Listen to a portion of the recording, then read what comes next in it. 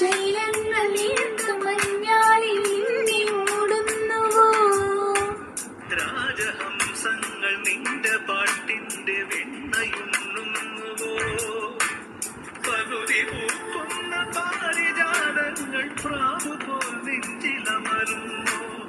ഉരുകി നിൽക്കുന്ന നിന്റെ യൗവനം രുദ്രവീണയായി പാടുന്നു. നീ ദേവശില്പമായുണരുന്നു. ഇതൊരമരഗന്ധർവയാനം, ഇതൊരനഘ സംഗീത സല്ലാപം.